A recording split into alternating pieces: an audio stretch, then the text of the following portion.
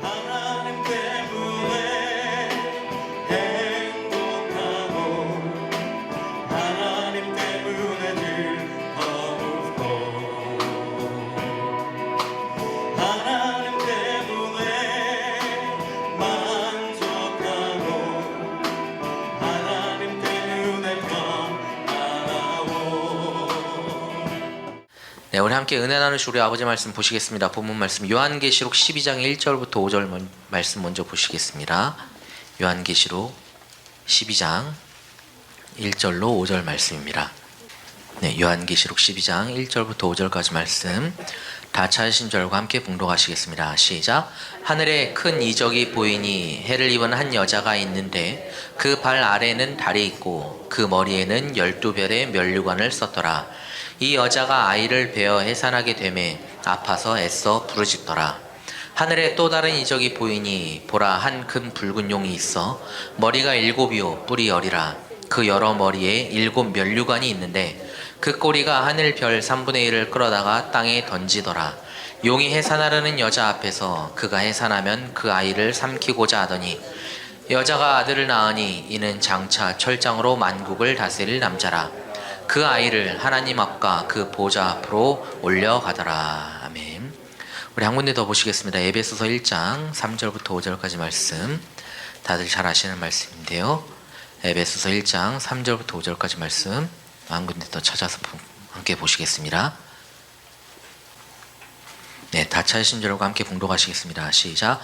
찬송하리로다. 하나님 곧 우리 주 예수 그리스도의 아버지께서 그리스도 안에서 하늘에 속한 모든 신령한 복으로 우리에게 복 주시되 곧 창세 전에 그리스도 안에서 우리를 택하사 우리로 사랑 안에서 그 앞에 거룩하고 흠이 없게 하시려고 그 기쁘신 뜻대로 우리를 예정하사 예수 그리스도로 말미암아 자기의 아들들이 되게 하셨으니. 아멘.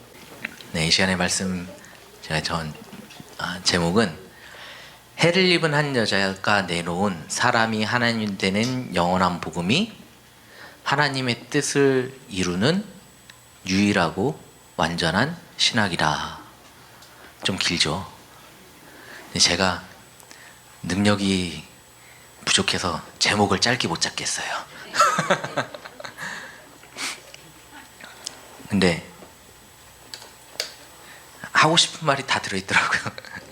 네, 해를 입은 한 여자이신 우리 미석 주종철 목사님께서 내놓으신 이 사람이 하나님 되는 영원한 복음이 하나님의 이 영원한 복음만 하나님의 뜻을 이룰 수 있는, 하나님의 뜻을 이루어 드리는 성경에, 그리고 성경에 입각한 복음이 이거밖에 없어요.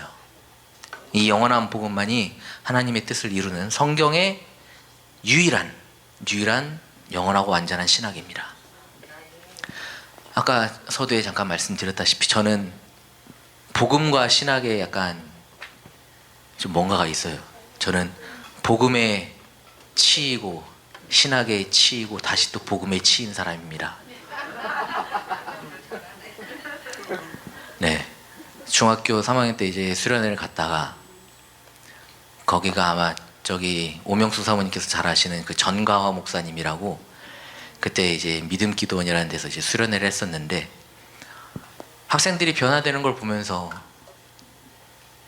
아, 진짜 사람이 변하는 게 이게 진짜 복이지 않을까. 사람이 진짜 뭔가 어린 나이에 보았을 때도 약간 어긋나는 삶을 살아가는 것 같은데 그런 사람들이 갑자기 좀 되게 삐뚤삐뚤하던 사람이 반듯하게 돌아오는 모습을 보면서 아, 저렇게 사람을 바꾸는 게 진짜 복된 길 아닌가, 저런 삶을 살아가는 게 진짜 제대로 살아가는 거 아닌가 해서 저는 신학을 하고자, 사역에 이제 신학이라기보다 그냥 목회라는 그 일을 하고 싶어서 이제 신학을 가려고 했었던 거거든요.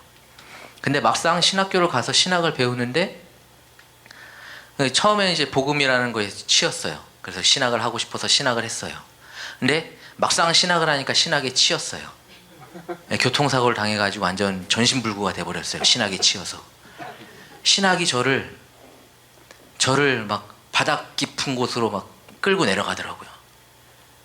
신학을 하면은, 신학은 뭘 신학이라고 합니까? 하나님에 관해서 배우는 학문이 신에 대해서 배우는 학문이 신학이지 않습니까? 그러면은 하나님에 대해서 배워야 되고, 그리고 신학을 하기 전에 이제 교회 목사님들 설교하시는 거 들어보면 거의 대부분이 무슨 설교예요?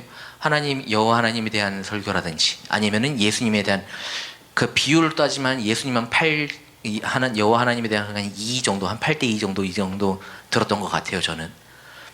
뭐 어쨌든 간에 하나님에 대해서 이제 설교를 듣는데, 그러면은 저도 하나님에 대해서 배워가지고 하나님을 알려줘야 되잖아요. 근데 신학을 하는데 하나님에 대해서 알려주는 게 하나도 없어요. 여기 다들 신학교를 다 나오셨던 분들이 많이 계시니까 공감을 하실 수도 있고 안 하시. 네. 뭐 하나님에 대해서 배운다고 하면서 아타나시우스, 아우구스티누스, 네, 칼빈. 문제는 저는 칼빈 대학교를 나오고 칼빈 신학 대학원을 나왔는데 칼빈의 기독교 강연 수업은 단 한 번도 들은 적이 없어요. 이상하죠?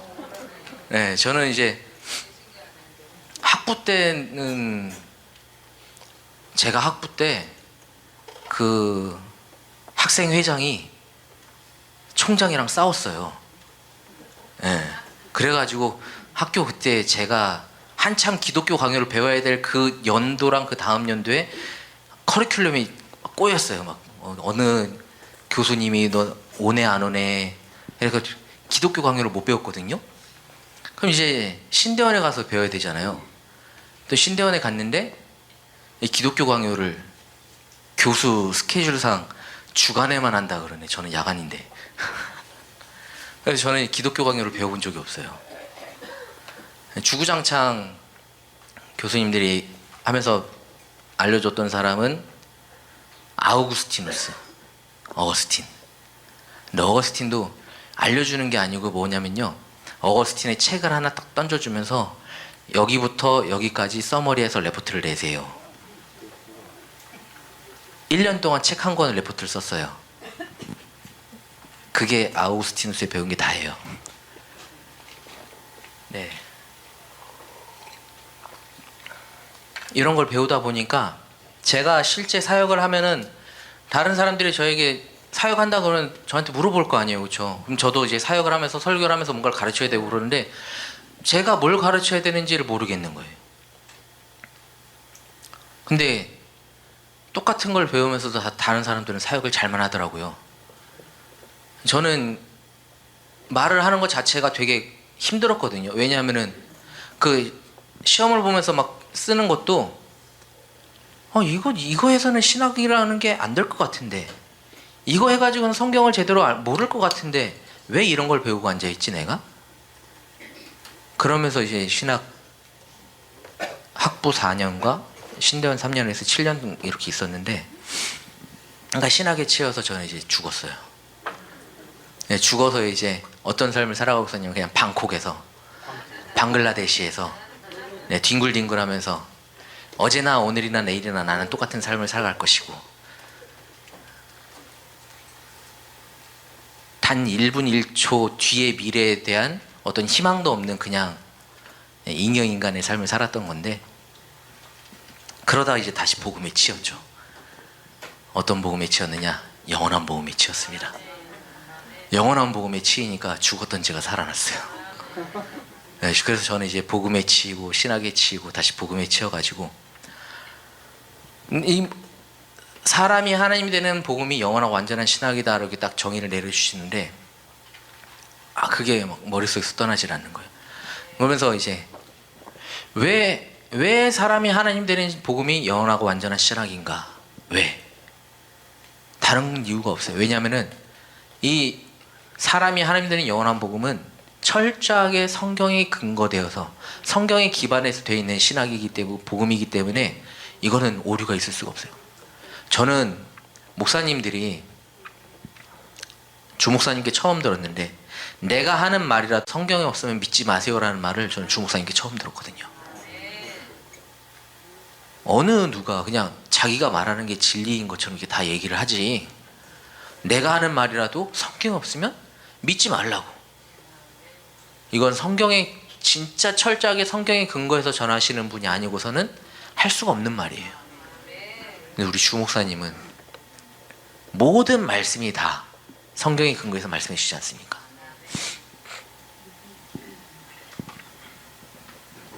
오늘 주제는, 오늘 제가 정했던 제목이 해를 입은 한 여자에게서 나온 사람이 하나님 되는 영원한 복음이 하나님의 뜻을 이루는 성경의 유일하고 완전한 신학이다 라는 제목이었습니다. 하나님의 뜻은 우리가 지금 다들 잘 아시는 말씀인데, 에베소서 1장 3절부터 5절까지 말씀에 하나님의 뜻은 그 기쁘신 뜻대로 우리를 예정하사 예수 그리스도로 말미암아 자기 아들들이 되게 하셨으니, 하나님이 예수 그리스도로 말미암아서 자기 아들들 얻는, 많은 아들들을 얻으려고 천지를 창조하셨다고 분명히 말씀하셨습니다. 하나님의 뜻은 보셨어서 내가 하나님의 뜻을 행하러 왔나이다 하셨으니 그 첫 것을 폐하심은 둘째 것을 세월에 하심이니라. 그리고 하나님의 뜻은 또 요한복음 6장 40절이었던가요? 아버지의 뜻은 아들을 보고 믿는 자마다 영생을 얻는 것이다 라고 말씀하셨고요. 그리고 똑같이 요한복음 6장 아마 25절에서 28절이었던가요? 보면은 우리가 어떻게 하여 하나님의 일을 하오리까 하니까 아들을 믿는 것이 하나님의 일을 하는 것이다 라고 성경이 분명히 말씀하셨습니다. 하나님의 일은요, 하나님의 뜻은 많은 아들들, 영생을 얻어서 하나님의 아들들 되는 사람들이 많이 나와야 돼요. 많은 하나님의 아들들이 나와야 돼요. 그러면 아버지의 영생은 창세기 21장 33절이었던가요? 21장 32절이었던가요? 33절. 네. 아브라함은 브엘세바에 에슬나무를 심고 거기서 영생하신 하나님 여호와의 이름을 불렀으며, 영생은 여호와의 이름, 즉 여호와의 생명이 바로 영생이다. 그러니까 우리가 영생을 받았다는 것은 여호와 하나님 아버지의 생명을 받은 아들이 되는 것이다. 하나님의 뜻은 많은 아들들을 얻으시는 것인데, 내가 하나님의 자녀다라고 얘기는 했지만 내가 하나님의 친아들이다라는 얘기는 단 한 번도 들어본 적이 없었고 제 입으로는 감히 해본 적도 없었습니다. 근데 그 얘기를 안 하면은 내가 하나님이다, 내가 하나님의 아들 주 예수다라는 고백이 내 입에서 나오지 않으면 나는 하나님과 상관없는 사람이에요. 성경이 나랑은 상관없는 거예요. 근데 성경은 열심히 붙들고 살아요. 그렇죠? 와, 저 왜 자꾸 이런 얘기들이 나오는지 모르겠는데, 신학교를 가니까 신학을 왔던 사람들 중에 어떤 사람이 있었냐면 하나님에 대해서 더 알고 싶어서 신학을 하게 됐다라는 사람이 있었어요. 그 사람이 신학을 하자마자 시작한 게 뭐냐면은 성경 필독 쓰는 거, 그리고 시간 날 때마다 이제 성경 통독 프로그램 하면서 성경 계속 읽더라고요. 성경은 열심히 붙잡고 살아요. 교수들도 다른 선배들도 성경을 열심히 붙잡고 살아요. 그런데 정작 성경과는 전혀 상관없는 삶을 살아요. 성경과 상관이 있으려면은 성경은 하나님의 입에서 나온 말씀이 기록된 게 성경이고, 말씀은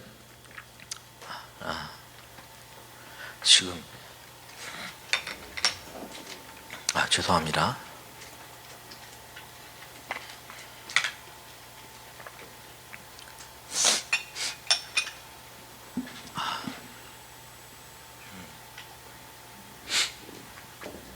말씀에 대해서 이제 요한복음 1장 1절에 태초에 말씀이 계시니라, 이 말씀이 하나님과 함께 계셨으니 이 말씀은 곧 하나님이시니라. 이 말씀이 하나님이고 이 말씀이 기록된 것이 성경이기 때문에 성경이 나랑 상관이 있으려면 성경이 내 안에 실제가 돼서 내가 하나님이 돼야 되는데, 하나님과는 전혀 상관없는 삶을 살면서 이게 참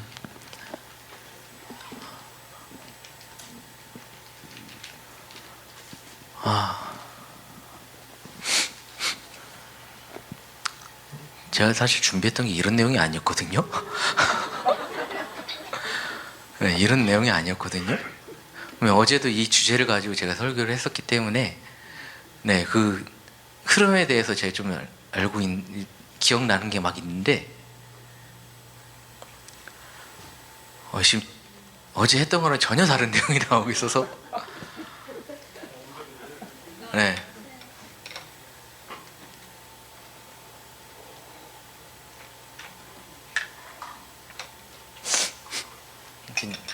애꾸 좀 목만 타가지고 물만 마시고요.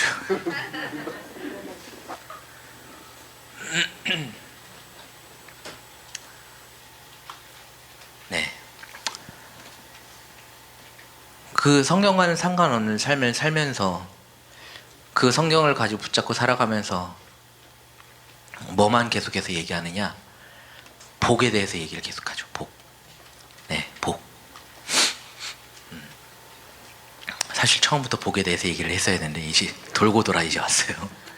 근데 또 돌아갈지 몰라요. 네. 영원한 복음을 받기 전에는 진짜 이 복이 무엇인지 몰랐습니다. 그냥 물질의 복을 받아서 잘 살면은 복 받은 줄 알았어요. 여기 순복음 출신들 많으시죠? 네. 근데 순복음뿐만이 아니라 뭐 장로교든 침노교든 상관없이 다 똑같아요. 교회 다니는 사람들은 다 잘 살아야 된대요. 잘 살아야 된대요. 교회 다니는 사람들은 누구보다 뛰어나야 되고 이런 것들을 얘기를 해요. 근데 웃기는 거는 또 옛날 얘기 나오는데 저 학교 다닐 때 저랑 같이 기숙사 썼던 선배 중에 한 명이 모델을 했다가 온 사람이 있었어요. 모델을 했다가 앙드레긴 패션 스튜디오 모델로 섰던 형인데 그 사람이 어떤 계기가 있어서 교회를 딱 나왔는데 교회를 와가지고 신앙생활을 시작했는데 충격을 받았대요. 왜 충격을 받았냐면은 대한민국에 못생긴 남자 못생긴 여자는 다 있는 게 교회인 것 같대.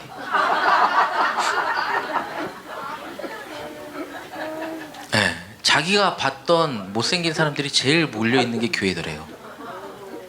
네, 모델 일을 했던 사람이다 보니까 그 빼어난 그 외모의 그 사람들을 많이 봤겠죠. 근데 그러면서도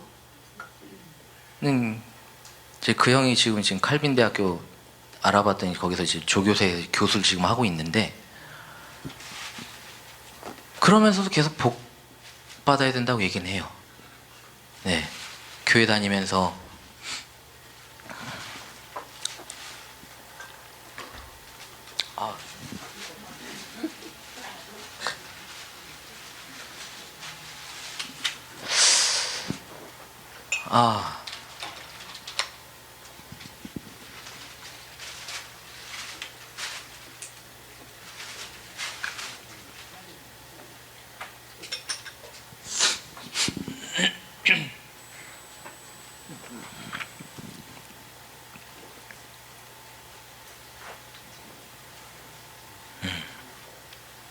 근데 그게 왜 그러냐면은 일단 신학이 모든 것이 다 잘못됐기 때문에 그렇습니다. 신학에 대해서 신학을 얘기하려면 하나님에 대해서 얘기를 해야 되는데 하나님에 대한 처음부터 끝까지가 다 잘못됐어요. 저 바깥에 있는 신학은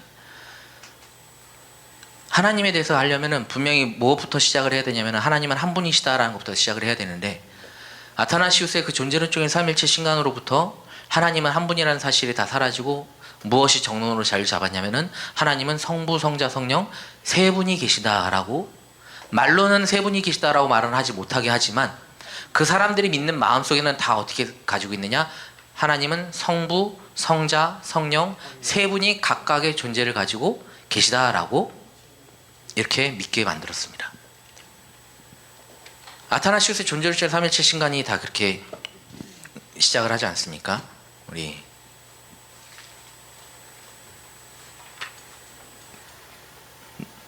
누구든지 구원을 받고자 하는 사람은 모든 것 이전에 먼저 이 신앙을 소유해야 한다라고 하면서 신앙을 소유하지 않으면 구원받지 못한다. 근데 이것도 웃긴 게 1조에 보면은 구원을 받고자 하는 사람이에요. 이 신앙을 소유해도 구원을 못 받을 수도 있다는 얘기예요. 그런데도 이 신앙을 온전히 이루지 못하는 사람은 영원토록 멸망받을 것이다 하면서 계속해서 핍박을 하면서 다른 생각을 하지 못하게 생각을 좁혀버렸어요. 그러면서 무엇이라 얘기하냐면 이 신앙은 다음의 것들이다. 우리는 삼위일체 대신 한 분 하나님을 믿는다. 삼위일체라는 단어가 성경에는 없는데도 불구하고 삼위일체를 이야기를 하고 있습니다. 삼위일체는 인격을 혼합한 것도 아니고 그 본질을 나눈 것도 아니다. 왜냐하면 아버지의 한 인격과 아들의 다른 인격 또한 성령이 또 다른 인격이 계시기 때문이다. 근데 인격이 아버지의 인격과 아들의 인격 그리고 성령이 또 다른 인격이 그러면 각각의 인격을 가지고 있다 그러면 인격은 반드시 인격은 생명에서 나오기 때문에 아버지의 생명이 따로 있고 아들의 생명이 따로 있고 성령이 생명이 따로 있다는 얘기예요. 생명이 따로 있다는 것은 생명은 반드시 형체 안에 존재하기 때문에 생명이 따로 있다는 것은 각각의 형체를 가지고 세 분이 각각 존재한다는 얘기입니다. 그러니까 그 삼위일체 신조 19조에 보시면은 우리는 이 각각의 세 분이 그리고 좀 넘어갔는데 7조에도 성부와 성자와 성령은 그 자체로 존재한다. 각각의 세 분이 계시는데 그 자체로 존재하는 것은 각각의 세 분이 따로 자체로 존재한다는 이야기고 그러니까 각각의 세 분이 그 스스로 하나님이시오 주님이시라는 사실을 기독교의 진리로 받는 바이다 라고 아타나시우스가 잠정적인 결론을 내려버렸어요. 그런데 그 결론이 잘못된 것은 무엇이냐면은 성경에는 스스로 하나님이라는 얘기는 여호와 하나님밖에 없습니다. 출애굽기 3장 13절부터 15절까지 말씀에 여호와 하나님이 모세에게서 당신을 소개하실 때 나는 스스로 있는 자니라고 말씀하신 게 거기 한 군데밖에 없어요. 예수님께서도 당신에 대해서 스스로 계시다라고 말씀하신 적이 없고 성령도 스스로 계신 분이다라는 구절이 없습니다. 아들은 반드시 아버지가 오늘날 낳았다라고 히브리서 5장 5절 말씀에 분명하게 오늘날 내가 너를 낳았다라고 분명하게 낳으신 것에 대해서 얘기를 하셨어요. 그리고 이 생명의 흐름에 있어서도 요한복음 5장 26절 말씀에 아버지께서 자기 속에 생명이 있음 같이 아들에게도 생명을 주어 그 속에 있게 하셨고 아버지께서 생명을 주어서 그 속에 생명이 있게 된 존재가 아들이다라고 성경에 분명히 말씀하셨는데 성경과는 정반대 성경에 없는 내용을 가지고 기독교의 진리라고 이렇게 주장을 하는 거예요. 누가? 아타나시우스가.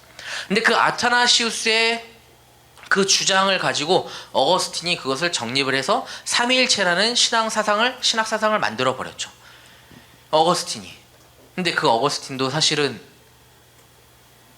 본래 어디였었죠? 그 어거스틴도 원래 기독교가 아니었던 걸로 기억하는데 마니교. 네, 전혀 상관없는 데였어요. 그런데 여기 기독교 한다고 와가지고 신학한다고 와가지고 성경과 전혀 상관없는. 그러니까 어떻게 됐습니까? 베드로 후서 3장 16절에 있는 말씀을 그대로 성취를 한 게 어거스틴이죠. 아타나시우스.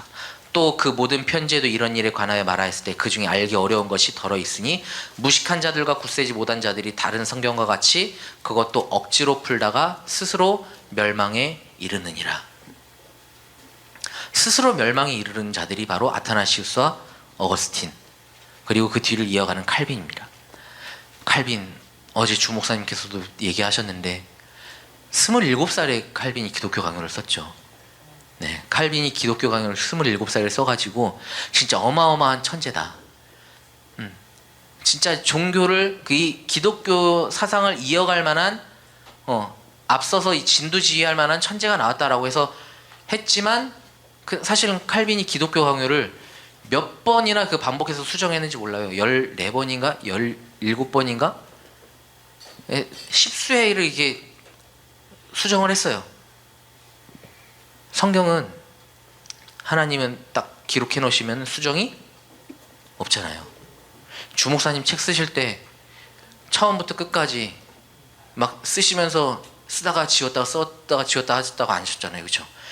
책을 쓰시려고 펜을 잡으면은 글이 광주에서 시작하면 서울까지, 서울에서는 광주까지 쭉 이어져 있어가지고 그냥 그대로 쓰시기만 하면은 이게 글자가 끝나면은 책 한 권 완성.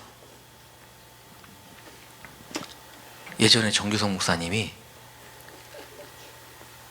이런 말씀하신 적이 있어요. 주 목사님께서 책을 쓰셨다 그래서 정규성 목사님도 교리를 이렇게 정리를 해보고 싶으셨대요. 그래가지고 막 쓰려고 막 하셨는데 한 줄 쓰고 더 이상 글이 안 나오더래요. 저도 그래가지고 한번 해보고 싶어가지고 이건 좀 저도 좀 정리해서 해보고 싶어서 했는데 전 한 글자도 안 나오더라고요. 제가 그때 막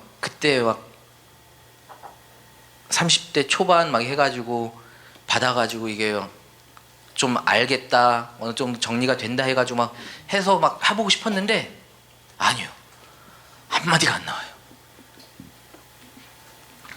근데 그거를 억지로 풀다가 멸망에 이르는 그 결론을 내버린 아타나시우스, 어거스틴과 칼빈, 기독교 3대 주죠. 아버지와 아들은 진짜 생명관계인데 아버지의 뜻을, 하나님의 뜻을, 하나님의 천지창조의 목적을 이루려면 반드시 아버지와 아들은 생명관계이니까 아버지의 생명을 받는 그 일을 이루어야 되는데 그 일을 완전히 막아버렸잖아요. 믿는 자들이, 칼빈의 기독교 개혁에 대한 비판 상권에 그 114페이지 보시면은 믿는 자들이 하나님의 친아들이 아니라 입양된 양자라고 함.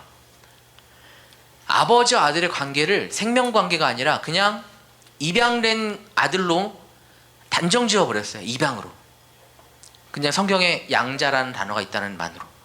근데 그 양자의 양자는 입양해서 데려오는 그런 양자가 아니라 낳아서 기를 양자인데, 분명하게 단어적으로 풀어서 보아도 아버지께서 생명을 주어서 생명을 주어 낳았다라고 분명히 말씀하신 그것임에도 불구하고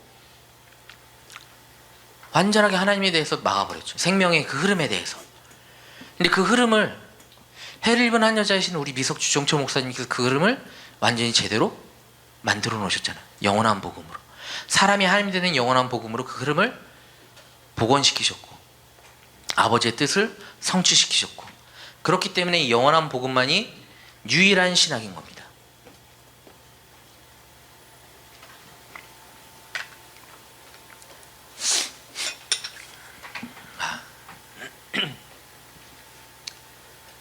참,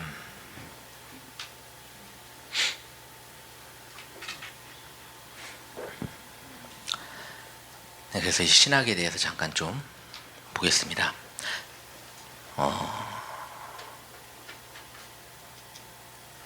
신명기 6장 4절 말씀 먼저 보시겠습니다.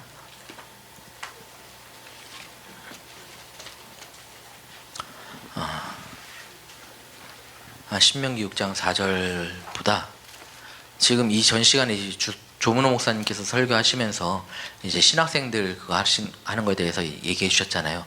5가지 기본 원리가 있죠. 우리 5가지 기본 원리. 첫 번째가 뭐냐면은 형상, 그리고 한 분 하나님, 말씀, 성령, 우편, 이 5가지 주제가 있는데 이 5가지 주제를 가지고 이 5가지 주제를 진짜 제대로 아는 게 신학을 제대로 아는 거예요. 왜냐하면은 이 5가지를 제대로 모르면은 하나님에 대해서 알 수가 없거든요. 하나님에 대해서 알아야 된다. 하나님이 당신의 형상과 모양대로 사람을 만드셨다고 창세기 1장 26절, 27절, 28절에 분명히 26절에 분명히 말씀해 놓으셨는데, 우리가 하나님의 형상대로 지음받았다. 그러면 사람을 보면 하나님을 알 수 있어야 돼요. 그렇죠? 로마서 1장 20절 말씀에 그의 만드신 만물에 보이지 않는 신성과 능력이 분명히 보여 알게 되나니 그러므로 저희가 핑계치 못할지니라. 그 만물을 보아서 하나님을 알게 해놓으셨는데, 그 보아야 되는 만물이 뭐냐면 우리가 저 바깥에 있는 만물뿐만이 아니라 사람을 보면서 하나님을 분명히 알아야 됩니다. 사람인 나를 통해서 나타나는 그 생명의 성분이라든지 나를 통해서 나타나는 그 생명이라든지 이런 것을 보면서 하나님에 대해서 분명히 알 수 있게 다 나타내 놓으셨어요. 그러면 사람을 보면서 하나님을 알 수 있어야 되거든요. 그러면은 가장 먼저 하나님은 나랑 똑같은 형체를 가지고 계시는구나.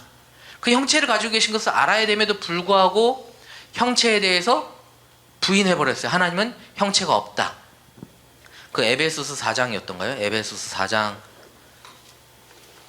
의와 진리의 거룩함을 가지고, 에베소서 4장 24절 말씀에 하나님을 따라 의와 진리의 거룩함으로 지으심을 받은 새 사람을 입으라 라는 이걸 하나를 가지고 하나님의 형체는, 그 형상은 의와 진리의 거룩함이라는 속성이다 라고 단정 지어버렸어요.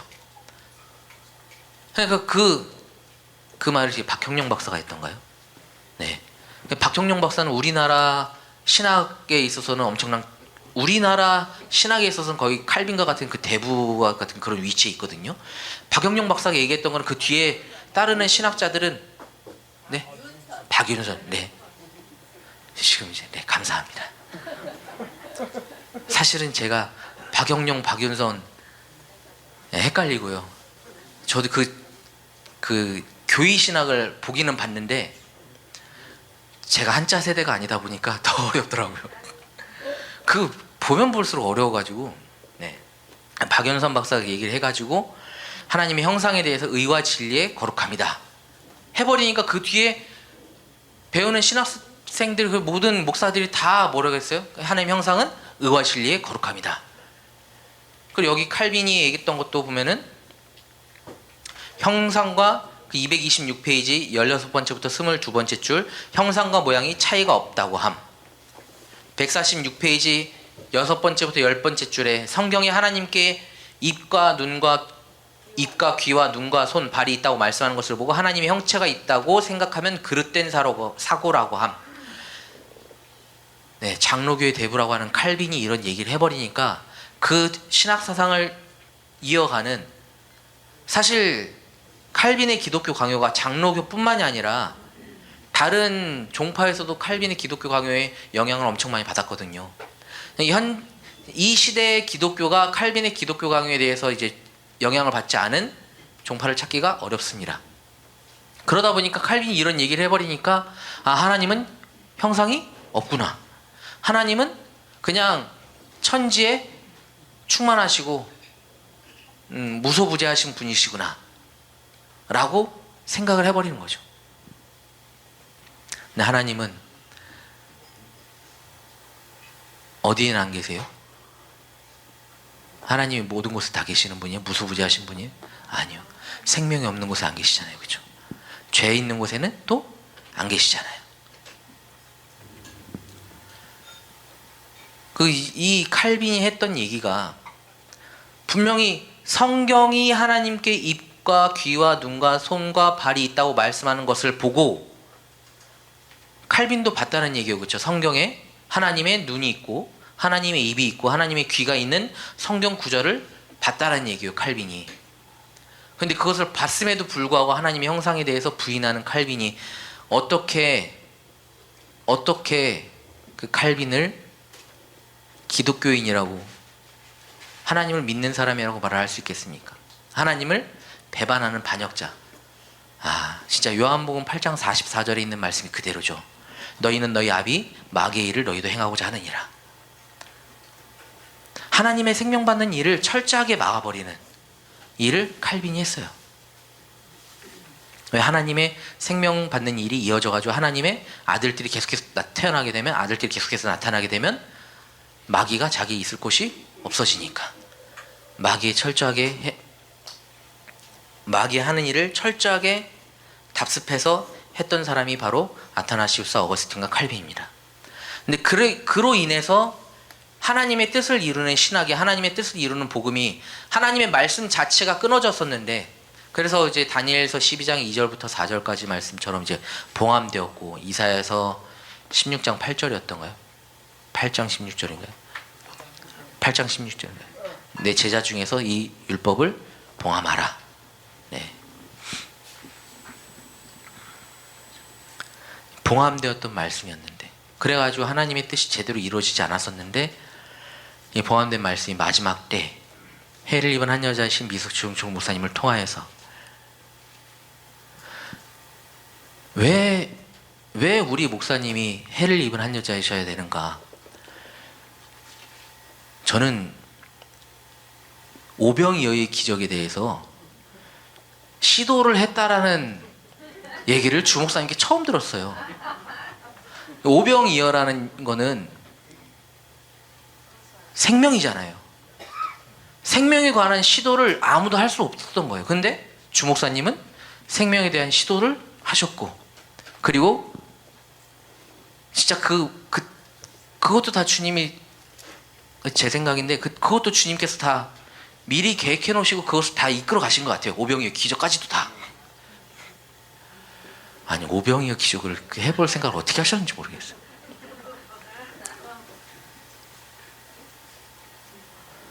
근데 그것을 통해서 진짜 생명 분배하는 일을 하시는 이 영원한 복음이 주 목사님 통해서 나왔지 않습니까? 생명에 관한 일을 우리 주 목사님이 진짜 본인의 생명을 걸고 하시는 거죠. 그러니까 그 생명을 걸고 하시는 그 주 목사님의 그 일로 인해서 우리가 생명을 받아서 우리가 하나님의 아들 주 예수가 되어서 사람이 하나님 되는 복음이 영원하고 완전한 신학이라는 사실을 정립해 주셨을 때 그 신학을 가지고 우리가 어떻게 되었습니까? 신학을 가지고 우리가 그 신학을 통해서 우리가 하나님이 신이 됐잖아요. 요한복음 10장 35절 말씀에 성경엔 패하지 못하나니 하나님의 말씀을 받은 사람들을 신이라 하셨거든. 네.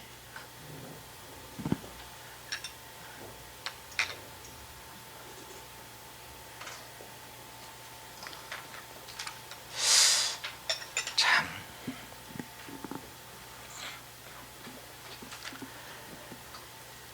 그리고 이제 주 목사님을 통해서 정립이 돼가지고 우리가 성경 말씀을 이루는데 가장 필요한 그라는 사상을 그를 혹시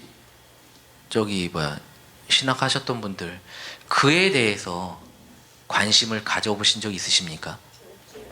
그라는 단어 자체. 저는 그라는 단어 자체를 그냥 앞에 있는 거는 뒤에 대해서 설명하기 위해서 붙여놓은 그 단어 그렇게만 생각을 했었어요. 그라는 거에 대해서 심각성 있게 생각해 본 적이 없어요. 근데 주 목사님을 통해서 들어보니까 그가 너무 중요한 거 있죠. 그를 모르면은 성경을 모르게 돼 있더라고요. 이사야서 43장 10절 말씀에 너희를 나의 증인 나의 종으로 택하여 세웠나니 이는 너희로 나를 알고 믿으며 내가 그인 줄 깨닫게 하려 함이니라. 나의 전에 지음을 받은 신이 없었느니라 나의 후에도 없으리라. 유일무이하게 지으신 신이 있는데 그 신에 대해서는 또 말라기서 2장 15절이었던가요? 여호와는 영이 유효하실지라도 오직 하나를 짓지 아니하셨느냐 어찌하여 하나를 지으셨느냐 이는 경건한 자손을 얻고자 하심이니라. 경건한 자손을 얻는 일을 하기 위해서 한 영을 그 한 신을 지으셨는데 그 지으신 신에 대해서 그 지으신 신이 바로 그로 일하시는 것에 대해서 다 설명을 해놓으신 거니까. 그러니까 성경을 전체를 알려면은 그를 반드시 알아야만 되더라고요. 그래서 그를 모르니까 하나님에 대해서 그를 모르니까 하나님을 모르고 그를 모르니까 하나님의 뜻에 대해서 모르고 그를 모르니까 천지창조의 목적을 단 하나도 저는 천지창조의 목적이 천지창조가 내 안에서 이루어진 건지를 몰랐어요. 그냥 저 세계 저 지구라든지 우주라든지 이런 것들을 하나님이 그냥 만들어 놓으셨다라고만 생각을 했지 그 창조가 내 안에서 이루어진 창조라는 것은 꿈에도 생각 못했어요. 예레미야서 31장 22절이었던가요?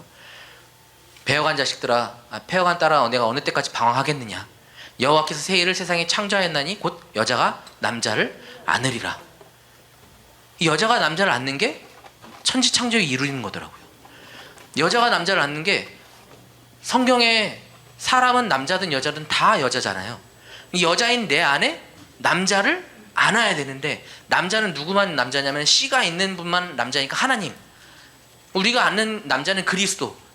우리가 그리스도를 안아서 그리스도가 내 생명이 돼서 나와 그리스도가 하나가 되어서 내가 하나님의 아들 친아들 주 예수가 되는 이 일이 천지창조의 왕성이에요. 그러니까 모든 성경의 맥락이 처음부터 끝까지 무엇으로 이루어지냐면은 사람이 하나님들 되는 거. 사람이 하나님의 아들 하나님이 되는 하나님의 친아들 주 예수 되는 게 성경의 처음부터 끝이거든요. 내용이. 그러니까 목사님께서 얘기해 주셨어요. 성경 전체는 크게 두 가지를 이야기하고 있는데 하나는 하나님 당신에 대한 소개 글이고 다른 하나는 하나님께서 당신이 하시는 일에 대해서 기록해 놓으신 것이다.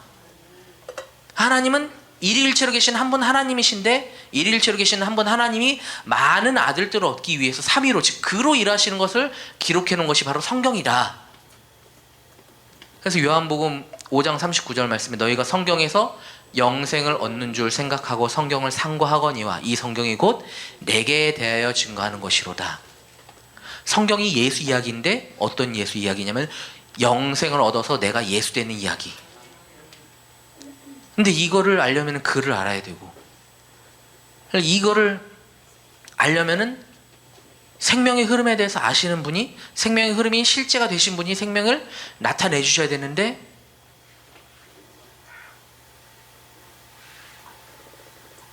저는 이 말씀 듣기, 주목사님 통해서 말씀을 듣기 전에는 생명이라는 단어 자체가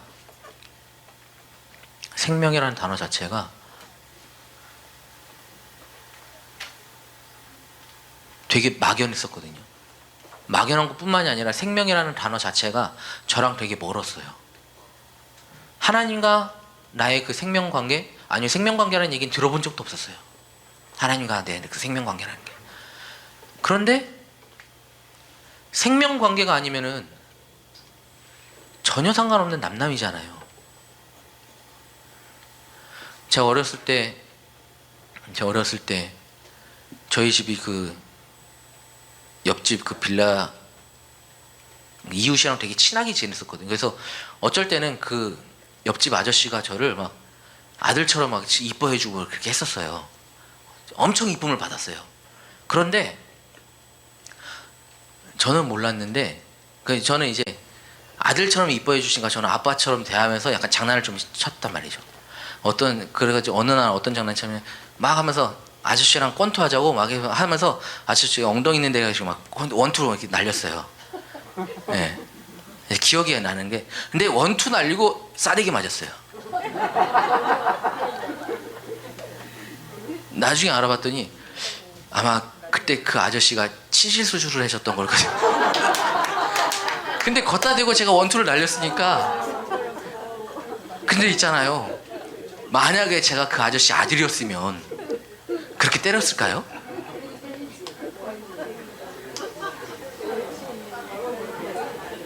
제가 얼핏 왜 갑자기 이 생각이 나는지 모르겠는데 들었어요. 이게 엉덩이 수술하셔가지고 아직 회복 단계에 있는데 제가 원투를 날렸대요. 그 아저씨가 반사적으로 뒤돌아서 빡! 근데 제가 아들이었으면 그렇게 때렸을까요? 저는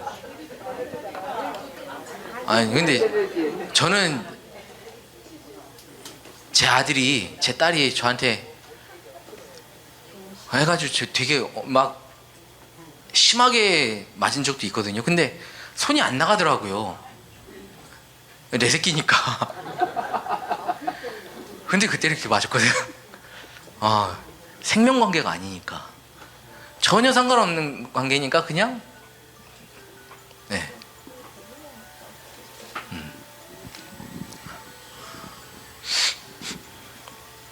근데 그 생명의 관계, 진짜 하나님과 내가 직접적으로 연관이 있어가지고 아버지 그 생명에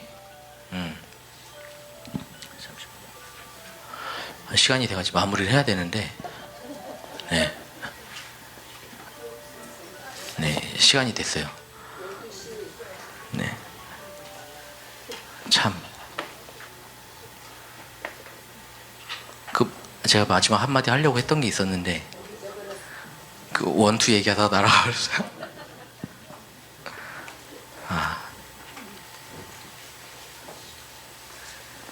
오늘은 어제보다 더 왔다 갔다 해가지고 이상하게. 네, 아니 그 잠 못 잔 거랑은 전혀 상관이 없어요. 전혀 상관이 없어요. 일단은 그냥 마치겠습니다. 주님,